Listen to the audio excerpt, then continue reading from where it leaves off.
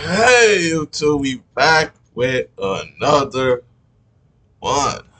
Hey, man, that's 5 in a row. I'm going 5 for 5. Nah, it's like I'm just playing.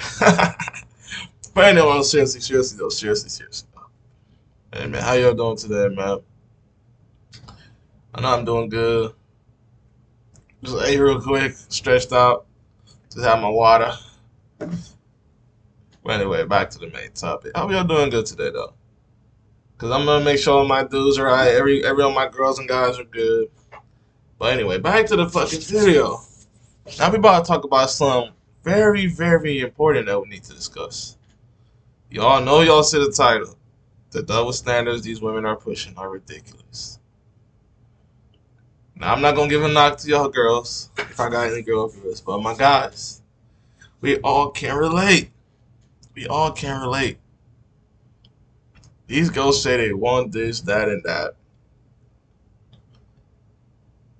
What happened to the old traditional type of girls that want what they want or need? Protection, provision, guidance. The simple shit that we all as men could do. Right now they want more. And they're not even offering something in exchange for this shit. So it's almost like we're just doing too much for no reason. And they keep saying, if you can't provide me this, you're not a man. Like, who says that? Did you see us men talk about, if a woman doesn't do this for me, she is not a woman? Because that doesn't make no sense. Why are we going to say something that stupid? If she can't do it for me, then she's not the one for me. Clear as day. Not be like, oh, if you can't do it for me, he's not a man. What? Who are you to say a man is not a man? You're a woman. You have no credentials. But anyway, though, hold on, man, I gotta do something real quick. Oh man, that just fucked up. Okay. Anyway, though, let's get straight to the video. Let's see what this bullshit's talking about. Okay. Alright, let's get straight to it, man. Conventional beauty standards, you'll know that by and large, it's not really something that is applied to men. It's mostly, and I would say almost exclusively, for women. Take, for example, women's magazines and publications. It is increasingly common to see plus-sized models like Tess Holloway. Jesus Christ. Bruh. Took the word up. Brody took the word out of my own mouth. I was just about to say, Jesus Christ. Literally, when he even just said it, I was like, whoa, damn. My gosh, really? We about to have this in magazines, my God? Do we really think anybody's trying to see this? Yuck. I'm not trying to hate on you, but I'm just being honest. I don't want to see a fat guy on the magazine too. So I don't want to feel. I want to see a fat bitch on the fucking magazine. It goes both ways. I'm not trying to see either. Oh my gosh, they're trying to push that shit. Ugh, my God. Where's that one comment I just saw? Here in Romania, we feel the modernism, especially in the young generations. Of course, they're surgically attached to their cell phones. I'll see it for myself soon enough, actually moving back there. On the cover of women's magazines. But conversely, if you take a look at something like Men's Health or really just any men's magazine, you will still, I would say 99% of the time, see a muscular either celebrity or male model. And comic book characters or animated characters are another great example of this double standard. It feels like anytime. Guys, I need you guys to find me a soundbite that says "man the harpoons" or "it's a cave troll." Give me some good ones. Send them in the email. Thank you. A female character is introduced and she is all busty or has an hourglass figure, you will have people calling it out, saying, oh, that's not at all realistic. Where are her organs? Blah, blah, blah. Male gaze. Yet simultaneously, you have male characters who continue to look like He-Man, which, by the way, is not realistic at all, and no one seems to have any complaints for that. And I feel like the more influence the body positivity movement has, the more glaring the hypocrisy becomes with how these activists want to treat male versus female bodies. And now I want to get to the rest, but before I do, I want to say a quick shout out to my family's company, Clearly Pure, which makes and sells 20% off. You are enjoying the effort, not airbrush. They look, I don't even an eagle, it's this Huge brand. They're sold internationally. And they're also, I would say, at the forefront of body positivity when it comes to inclusive marketing. If you look at how they market their bras and underwear toward women, you will note that the models are, yeah, they're a little thicker. They're definitely not airbrushed. They look, I don't even want to say like the average person, because in a lot of countries, these women are not average. They're just much heavier. It's like you can tell that a conscious effort has been made to say no, to reject the usual supermodel looks. Now let's contrast this to the male models that they choose for their products. Now you folks probably won't be surprised to learn that when it comes to marketing geared toward male, the male models are been the same body and all. You don't see no fat, no dad bod. It's the same from since we started magazines to now. You gotta be fit. But now they're trying to push, girls are trying to push, oh, fat people can be models too. There's a reason why they never have fat people as models. Because that's not appealing to the human eye. Human beings are attracted to things that look good, either pretty girls or fucking handsome dudes. We're not attracted to things that's like sloppy. I want to use the word sloppy, but my God, sloppy as fuck. Like, come on now. We're not trying to see that. If you want to see that, we're just gonna go outside and just walk out in the street. We're gonna see. You gonna see it. Or go to the fucking Walmart, Target. You gonna see that. You don't see a lot of those sloppy bodies. We're trying to look at magazines where we're seeing things that we don't see on a regular basis. Fit, model, hourglass, whatever you want to call it. Or a guy who's big, buff. We don't see that on a regular unless you go to a gym. That's the only way you will see it, honestly. But I don't know if people are obsessed with body positivity. Y'all are, to me, I just look at that as crybaby, man. Who cares? It's not like I'm gonna go to fat and like, you fat as hell, damn, ugly as hell. No, that's just weird as fuck. I don't care. I'm just gonna look at you like, you're unhealthy. Fuck, all right.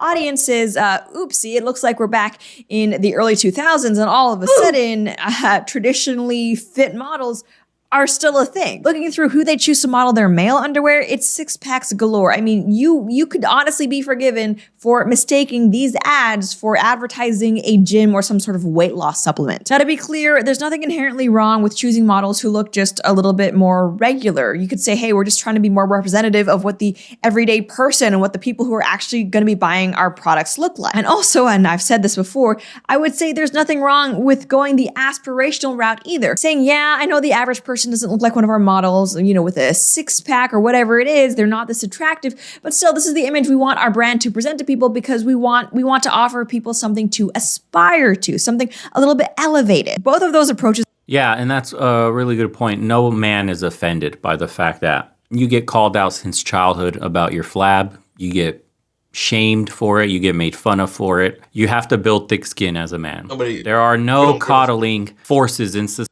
Those guys don't give a fuck. Like, oh, damn, I got fat. Obviously, we know that. You might get a little, like, bum, but, like, you're just gonna, like, brush it off the next, like, minute or two. But girls, you call her fat. Oh, damn, you body shaming. Bro, I'm saying the obvious. We all see it, right? You fat. Your hands is jelly. Oh, no, man. People are just, so I just think nowadays, kids, I'm not gonna say kids like I'm old as shit, but nowadays, I feel like people nowadays are just too sensitive. You can't just take criticism no more. Like, it's almost like you can't give criticism no more. If you say something wrong, you might get canceled. That's tough. Society, like women have, that tell them that they're just beautiful the way they are. You as a man are basically told you're useless and you have to become one. You have to become useful. You're a boy that needs to grow into a man. Your value is zero, and you need to get jacked to get women. And you suck it up. Man up, bro. Get some muscles. Go work hard. Go do all this shit. A woman, it's okay, sweetie. I just want to eat whatever I want. Why do men have to judge me on my looks? What the fuck? I want a bagel when I want one. Ugh, standards are so unrealistic. I can't be a size 2. It's impossible. I can't stop stuffing my mouth. You should just accept me for me. And I'm gonna complain about all the bra models and all the companies and all the fashion brands that just constantly have these impossible bodies on the runway.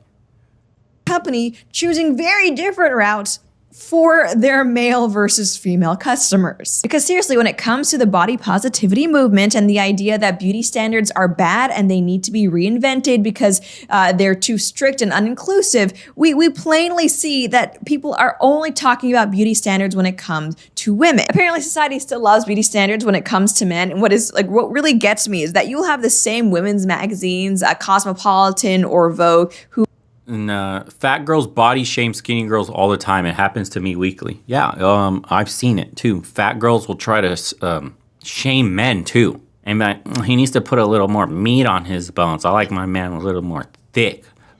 Why they ask if he wants to take the meat off their bones. Golly. They're quick to talk shit but can't take the fire back. Oh, Lord.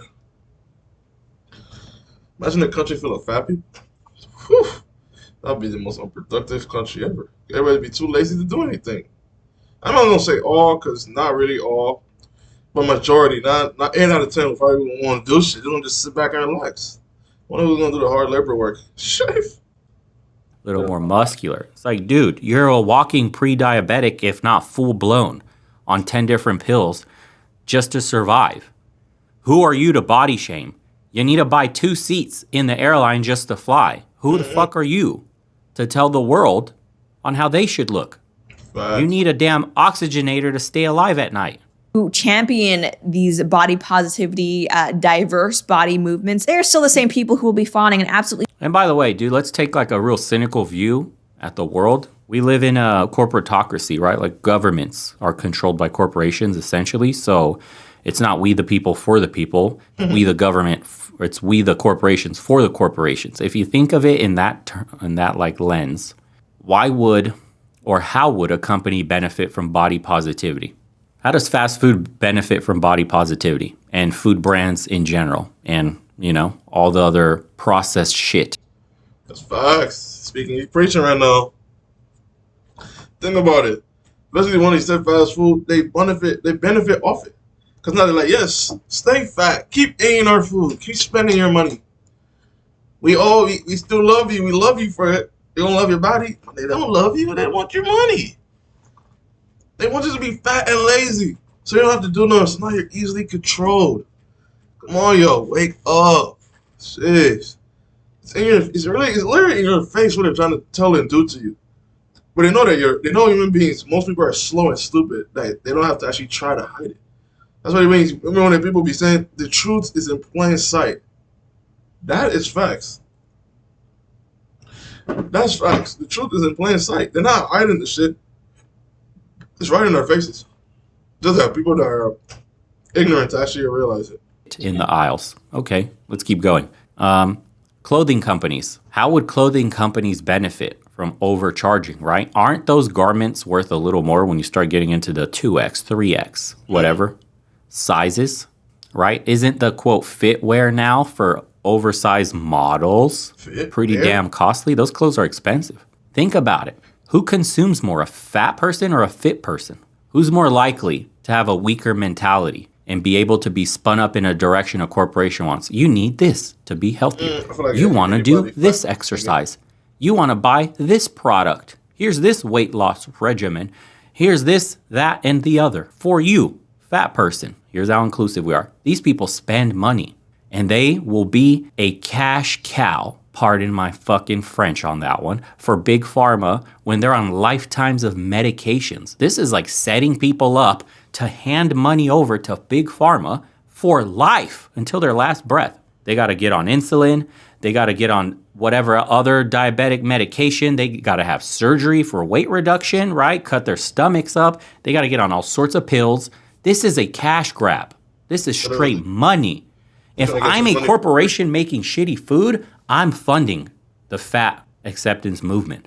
I'm becoming a fat ally. If I'm making Twinkies, baby, you know I'm Okay, with all that in mind, I was actually somewhat surprised when the other day when I was just scrolling through Twitter, I saw someone who at least had the courage, the cojones, if you will, to write down what so many of us have known for a while. As this article is titled, quote, "Body positivity is for women, not lazy white guys with dad bods." So obviously this particular article has been going kind of viral. If you're on places like Twitter or Facebook, I'm sure you've probably maybe seen at least with dad bods. I gotta go back to this shit. Body positivity is for women, not lazy white guys with dad bods. You see, damn, dude, being a white man, eh? You can't get away with anything, dude. Not even body positivity. There is more to dad bod positivity than meets the eye. It's appropriation of body positivity culture created by and for women by the usual suspects in a world that is constantly telling. I think it's just that most people don't have the, I guess, candor that this writer does. But anyway, as explained in this piece, quote, there is more to dad bod positivity than meets the eye. It's appropriation of body positivity culture created by and for women by the usual suspects. To be thinner, it can be hard to stop seeing our so-called flaws as imperfections. Point of the video, but I just want to say that should be the point of the body positivity movement, but in practice, it is absolutely not. There's nothing wrong with telling someone that just because they don't look like a supermodel, that they should be ashamed of their bodies. Absolutely not. And there are beauty standards that we as a... You know how many emails I get and how many messages on Discord from people that say how much shaming helped them? Older people that dealt with shaming. Or people that are on their weight loss journey or have already completed because of a pivotal moment where they got shamed and felt so embarrassed. Why can't we bring back shaming? Why do we have to coddle society? Why can't we shame people for doing bad things? Like, because people nowadays are too sensitive. They can't handle shaming. If you shame them, they're going to be like, oh, what's wrong with you? Can't you just love for what I am? No. There's a reason why you get shamed. It's to actually help you subconsciously. Just like you're looking at it as shaming, but it's really just almost like it's a criticism. That's why, like, look at it from a different perspective.